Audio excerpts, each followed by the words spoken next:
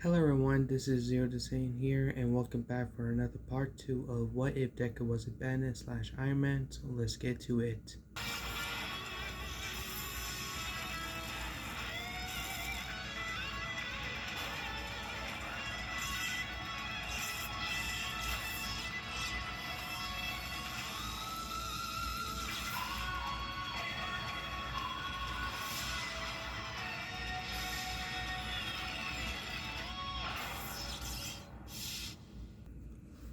So in part 1, there will be some changes to that video. For one, Hisashi is Tony Stark's father, not Ingo. 2.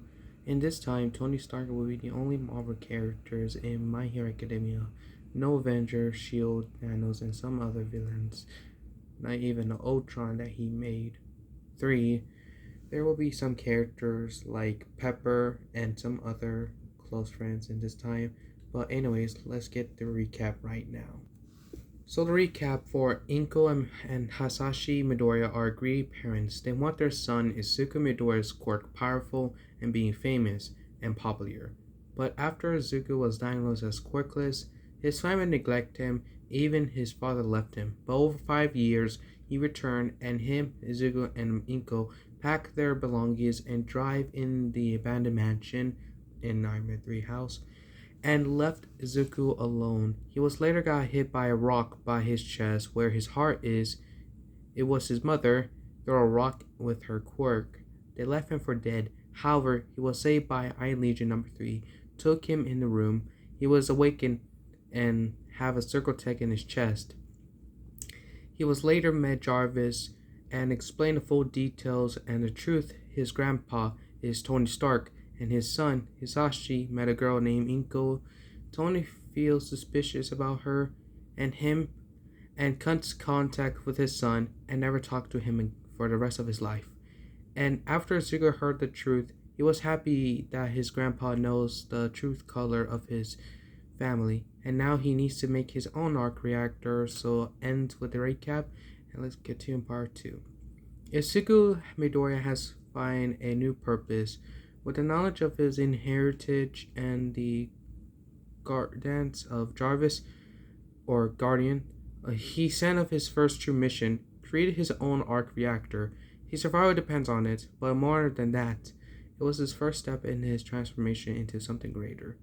Until he realized that he needed materials to make an arc reactor, but there was no part of it. However, Jarvis had already taken care of it.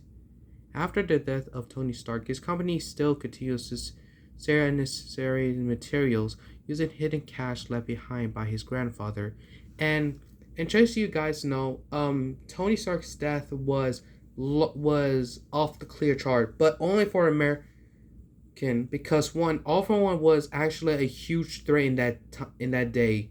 So there'll be like absolutely if they find out about Tony Stark's past, they will go to his own company. And so yeah, just so let you guys know. Into something greater. Until he realized he needs something or something like that. Hold up. Izuku's gathered everything he needed. Some rare materials, advantage, circuitry, and a power source capable of sustaining his body. By the way, they have some materials and include Mark II parts inside the mansion, just to let you guys know. Anyways, back to the stories. The process was glaring. Izuku has never built something ever since he was diagnosed as quirkless. Luckily, Jarvis have a blueprint of Tony Stark model his make in his own arc reactor after he was rescued by the military. He built an all arc reactor in the 10th ring cave so he could make something similar and model it after he made it to his home workshop. But after countless hours of welding, programming, and refining, he finally held his own arc reactor in his hand. It's a pulse energy with energy, a symbol of entertainment. However, he needs someone to help him to put in a new one into the old one, because he cannot go to the hospital, because if they find out that he was trying to put like a tech in his chest, they will have a very long talk about that he still has in his chest. Luckily, Jarvis connected to Iron Legion to help Izuku to put his newer arc reactor, so he wanted her himself. As they install it into his chest, Jarvis spoke. Well done, young master. However, I must inform you that this is merely a starter point. Over time, you will need to develop a new version, stronger and more eventually model, to ensure you continue survival and success. Izuku nodded to understand the weight of the task ahead, but before he could think about the future, he needed to complete his objection, his first Iron Man suit. His grandfather had to create the Mark II and fully functionality but adult-sized suit. It was too large for Izuku, so he needs to engineer his own prototype. Jarvis showed Izuku a video of Tony testing the flight capabilities. Okay, let's do this right. Start mark half a meter back to center. Stand by for fire safety. You roll. Start nice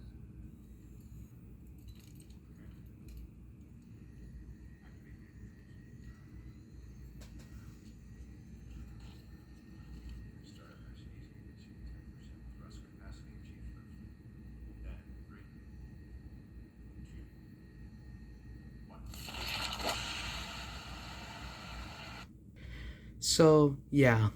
Anyways, so Izuku works like tirelessly designing construction but testing to the Iron Legion.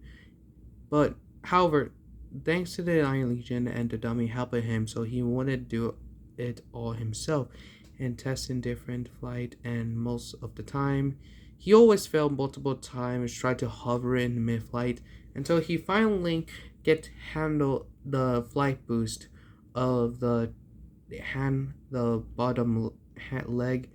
He was finally complete his first suit, sleek functionality and trailer to his similar frame. Jarvis then prepared for him a test flight.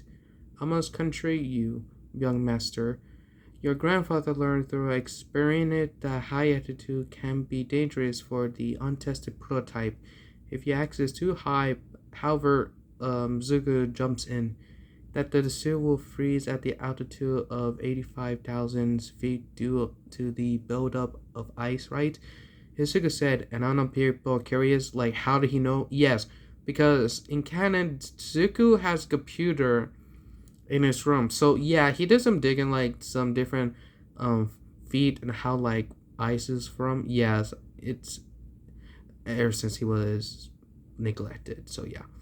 So, anyways, Jarvis corrects him. He tells him that Tony Stark was trying to break the SR-71 Blackbird altitude record with the Mark II suit. However, the Mark II suit froze. This incident led Tony to develop a new further improvement for the Mark III suit, addressing the issue's extreme temperature, functionality, and the ice formation. And if you guys care, yes, it actually happened in that first movie. So, yeah. Anyways, Zuko took a warning seriously. He stood in the black large square. He wore a black tracksuit so he could be comfortable. I know the thumbnail is a Deku in the USA, but I didn't have enough. I thought making the edit of his USA or UA training suit to be a black, but I don't have time for that, so yeah.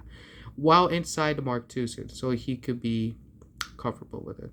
So he stood up and intelligent the large square, and and thanks to the machine help pin him for like connect all of his suit.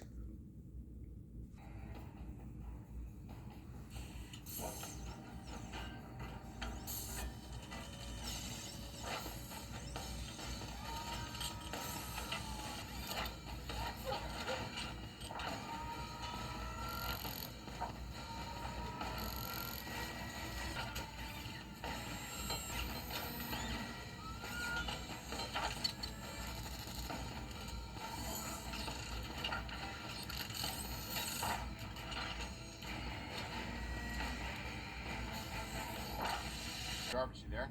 At your service, sir. Gauge heads up display. Check. preferences from home interface.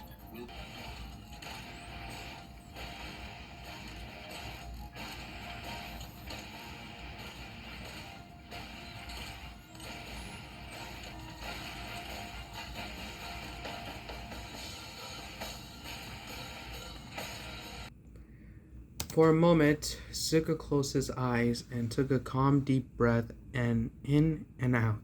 He knew that there is no turn back and it's now or never.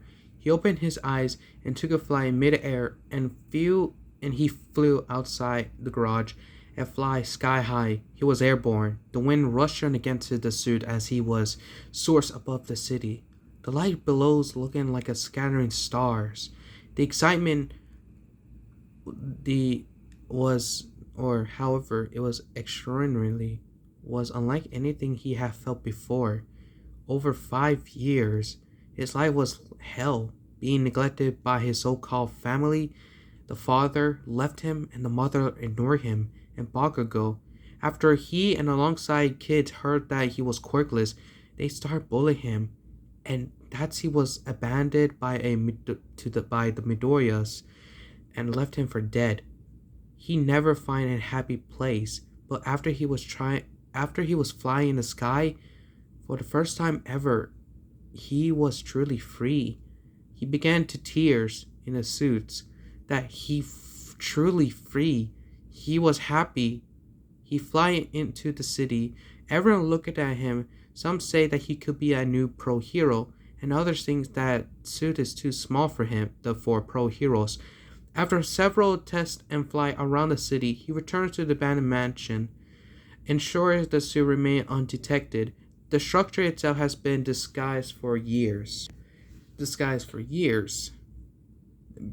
to the structure itself has been disguised, like shielded in its archive from the outside world, just like in Wakanda. After he was inside the garage, removed the Mark II suit, Jarvis congratulated him for completing the flying test in his Mark II suit. Izuku was happy with it, and he wanted to continue to make some others, but until he realized something. He had no money to help him or give food. Yes, he do have a mash itself, but he needs something to eat. Why? Then Jarvis told him. He realized you have no money, but it's not that. There is something that you need to go. You need to go to the grandfather's bed. There, will envelopes on it. There's a will envelope on it, on the desk. Izuku was shocked. He walked to the grandpa or his grandfather's bedroom and saw the envelope on the desk of the table, and in it, the will paper. When he read it, and it said, "This is a will for his grandson. It's not for my son's name of Hisashi. If he is not the same as the families, nor Inko." And he told him that if he reads this, he give him his credit card, like unlimited money, or his own credit card. He looked inside the envelope and was shocked to see that this is his credit card, his father's or his grandfather's. Zuko was happy that his grandpa gave him his credit card. So that makes Izuku rich. To be fair, he's rich like more than Momo, Ida, and Shoto. Yeah. Izuku had decided to refine his technology, and he wasted no time. Over the next 5 years, he detected himself to involvement. He considered multiple suits, and he do create some suits, but he had some time for his free time, so he wanted to work himself like hell. So yeah, he worked himself along. So he needs some break. He's really enjoyed around the city. So yeah, each one more adventures than last year, inspired by Arsenal his grandfather once had. Unlike the past, however, these suits were stronger, enhanced with the new materials and cutting edge, enchantment designed with it withstand any challenges the world could throw at him. Also, fun fact, in Iron Man 3, Tony Stark built a large collection of Iron Man suit, known as the in Iron Man 3 of Iron Legion.